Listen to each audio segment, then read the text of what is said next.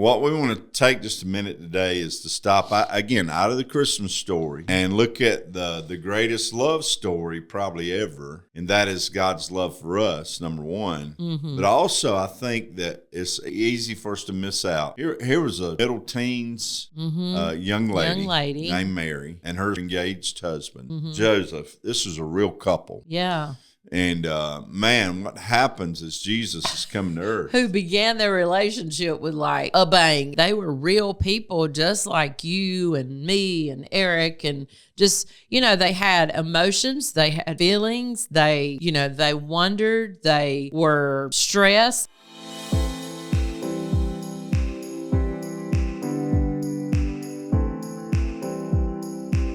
Your home, it matters. You're there to make a difference. Hello, hello. Ho, ho, ho, ho, ho, ho, ho. I brought Santa with me today. Hey, Merry Christmas. We're so glad you joined us today. I mean, the weather here is frightful today. It is. And we're so glad you're with us. And I know that this is kind of a busy time of year. And, the thing is, you think that you say things more than you do. I do anyway. I think I say. You do. And, you think you tell me things all the time and you didn't say it at all. You can't say nothing. Oh, we're not getting into that. You think I'm right in the middle of a conversation. I know how you were. You just kind of like start talking about something like you've been talking to me the whole time about it. And it's like, where'd that come from? It's just that you're all always you guys, with me. You know what I'm talking about. You're always with me. But hey, Merry Christmas and Merry Christmas. Same to you, Miss Santa Claus. But again, we know that this is a busy season, and we want to take a few minutes. And I started to say that about saying things. You don't talk about the Christmas story probably as much as we should through the year.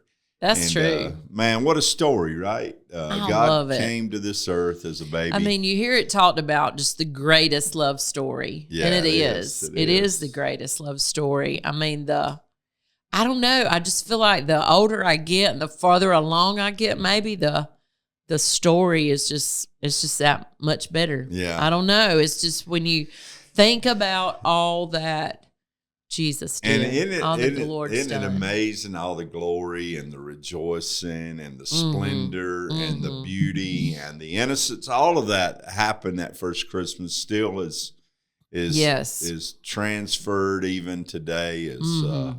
It transcends through the ages to us today. And we still get to taste a little bit of that now. We still get to experience that to a degree, and we do. I just am so thankful. I love it. Just everything about the season. I don't know. Now, I'm not saying that there aren't times I get stressed and I get a little stretched. Yeah, but that's because of our own stuff, right? It is. It's totally. That's what I was going to say. It's what I bring into the season with me. It's, the things I'm trying the check off list I'm trying to get done. Celebration. It is part of the celebration. It is. But all those things, I feel like a lot of times if we aren't purposeful and if we're not intentional about making sure that we really just focus in on that love story that we have, that we can celebrate all year long. And I mean, I think we said it maybe last week in the podcast, but man, find you your church home or that community of believers sometime this time of year. Don't let your busy schedule make you skip that, because you need to celebrate that season in the house of God. I feel like with His people. You again, we know the story, how God visited Mary, and she conceived of the Holy Spirit and brought forth her son, her firstborn, right? Yeah. And along with that, we know the story of Joseph and how he was engaged, betrothed to be wed to Mary, and how all that worked out. And again, the simplicity and the beauty of it now is probably not so simple and beautiful then. It was probably... Isn't that the truth? I mean, the thoughts that went through their head, their minds, probably just moments of torment almost, because just, the unknown and what was coming. And what they were going to be a part of. I think about the supernatural, though, and how things happen and how things – I know I feel like in my life, in our lives, I've had some supernatural encounters where, you know, if you know, people think I'm crazy, but where I think I've actually seen or had angels to show up in my life where there was needs. And I just believe that in that time, you think about the visitations and the just the instructions or the leading that God was giving to the people that we read now, just kind of the characters of heaven, whether it's the shepherds, the wise men, the angels that brought the news. And it's something that we see. But the thing is it's easy to miss. These are real people. I think we forget that. They're like these people. Trophy people we read about in the Bible. But and whether it's the people of the Christmas story or whether it's, you know, people in other parts of the Bible, I think it's easy to forget that they were real people just like you and me and Eric, and just, you know, they had emotions, they had feelings, they wondered, they were stressed. I think that's a word we use in this era a lot more, but I'm sure many of those felt stress then, even if that word maybe is not in the Bible, but just that they were real people living real lives that were entertaining amazing things in their life. Yeah, and you know, we know the gift of Jesus, his arrival. And what we want to take just a minute today is to stop again out of the Christmas story and look at the greatest love story probably ever, and that is God's love for us, number one. But also, I think that it's easy for us to miss out. Here was probably a middle teens young lady named Mary and her spouse or her engaged husband, Joseph. This is a real couple. Yeah. And man, what happens is Jesus is coming to earth. Who began their relationship with like a bang, if you want to say so. I mean, it's like all we know. Yeah. Whoa, what in the world?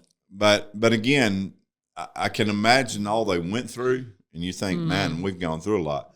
Man, all they went through. Really, it would have been all right. They actually very well could have stoned. True. Mary, because she is, she's with child, she's pregnant. Yeah. And she's already engaged to Joseph. Supposed to be Mary and Joseph. That'd be considered worthy of death, right? So in that, they make it. Now again, angels have to show up and encourage Joseph. And encourage him, right. And I'll just say this: I believe in the middle of your difficulties. I believe God's presence, and He does. Absolutely, He'll show up. The Bible says they're ministering spirits, and again, I believe that the angels do show up on our behalf. But I just believe that in that time they made it through. I just want us to talk just for a minute about their life and their relationship. And how from the beginning, we can even take from their example. And I'm not Mary, I'm not Joseph, and I'm not either. But the fact is we can see some things that their life was based in. Yeah, that I think are difference makers for all of us. That really made a beautiful love story right in the middle of the most amazing, greatest love story ever. Just their relationship and some of those things. I think such a huge thing is just their faith. I mean, just their trust in God, even in the middle of the unknown.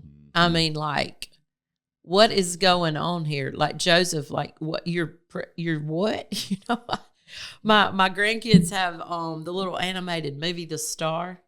Yeah. And maybe some of you out there have seen it. If not, you need to get, like, it's not just for kids, but I love that. Even the animated scene in that movie when Mary is like, she's like trying to get her words out, like, Joseph, like, I need to tell you something. And, you know, it was so real the first time I saw it. And it's just the way she's stumbling over her words. You know, there's a lot going on around them. You know, they got a donkey over here. Are you crying over a cartoon? I'm just about to stop it. No, but it's the just story. So, it's not it's just the a story. cartoon, It's not right? the animated cartoon. Yeah, I didn't bring a Kleenex to the podcast. I don't remember what happens. Well, she finally tells him, and when she does, it's just like, at first, it's just like everything drains out of him. I bet it did. In the cartoon, it's just like he's standing there like, you're what? Like he doesn't know what to say. And it just brings to life how that particular situation was.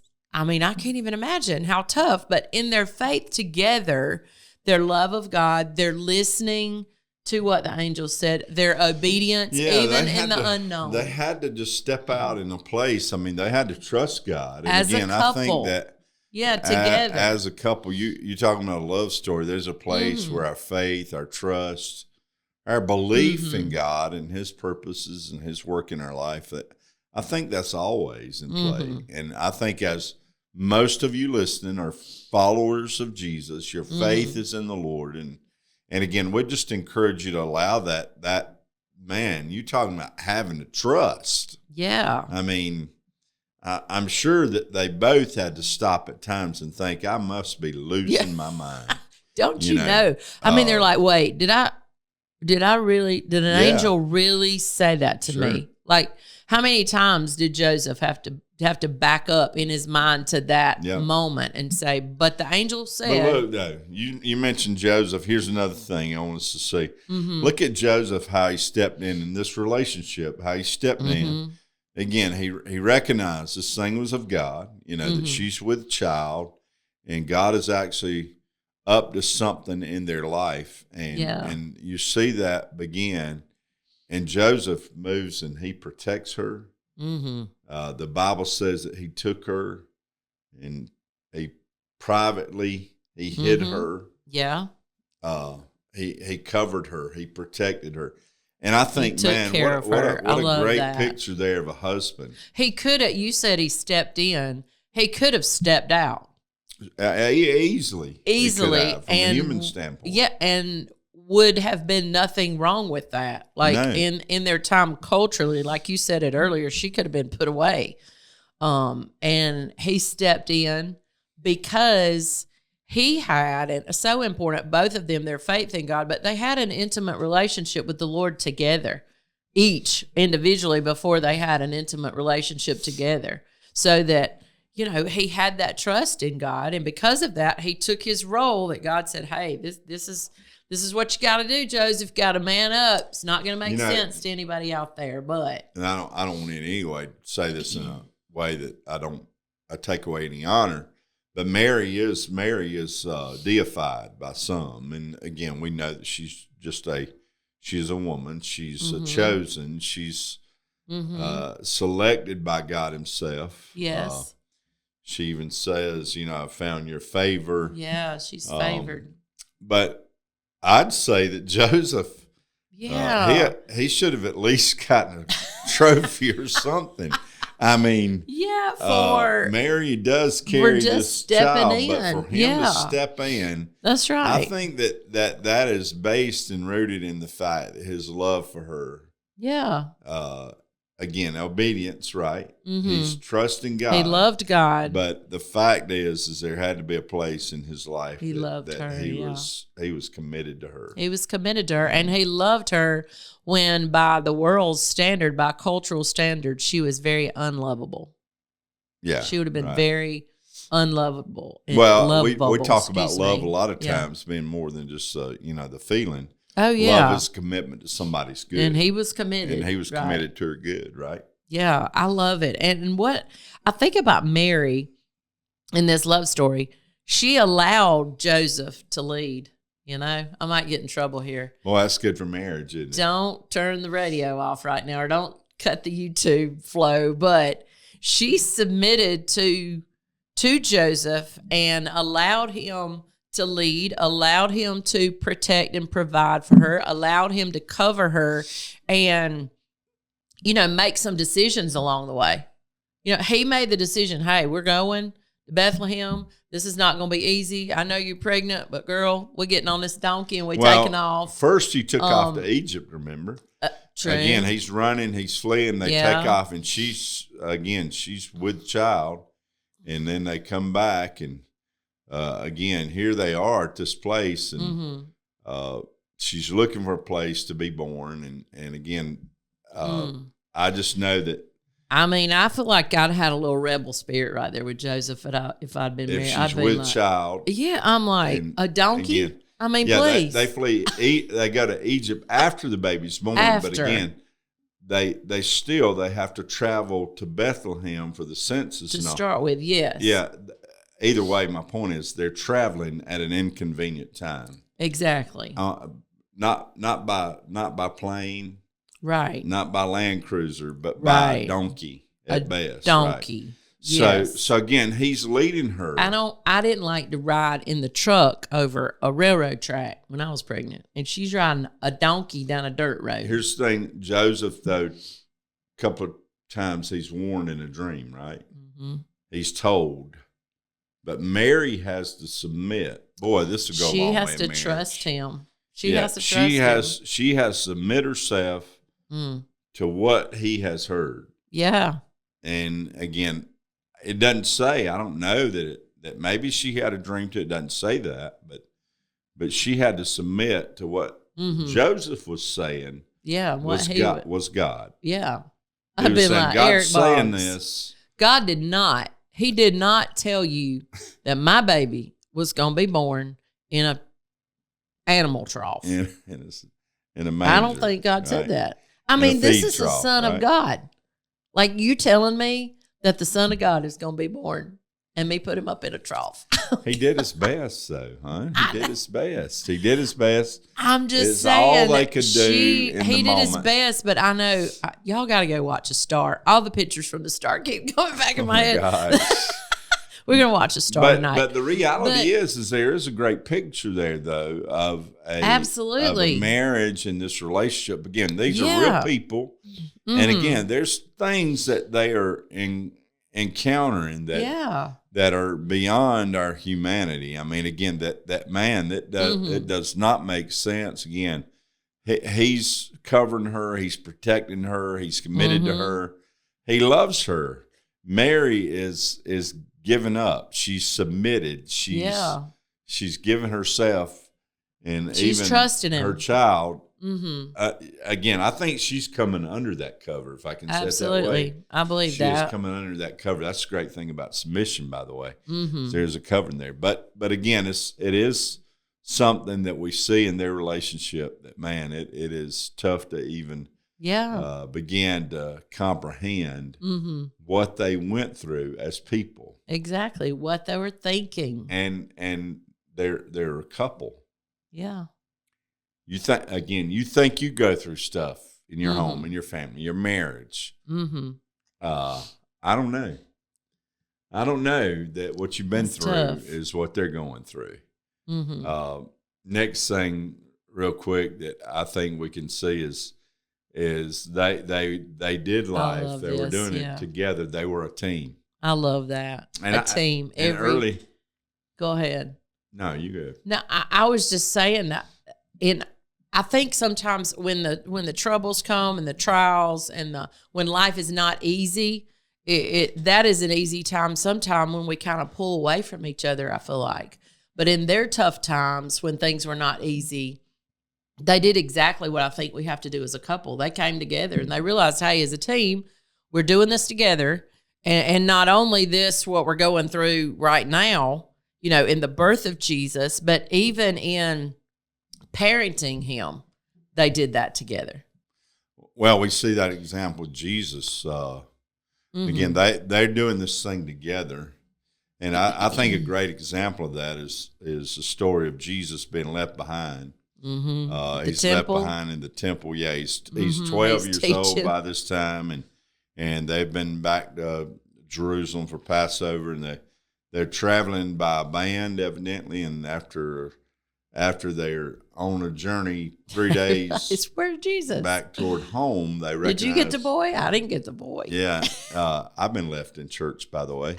when I was a kid, I was left behind in church by myself, asleep under the pew. If I'd have woke up in that dark church, the way it creaked and cracked, those old churches, if you remember what I'm talking about, I'd have been traumatized for life. I'd have probably never stepped foot in the church again. But I'm just saying. Oh my goodness, that's a sad story. I have a likeness with Jesus here. I was left behind by my parents in the temple. But here's the reality. Give us the reality, please, after that sad story. They find him in the temple. But I love Mary when we hear her, when she shows up. Yeah. She says, Jesus, why did you do this to us? Yeah. Us.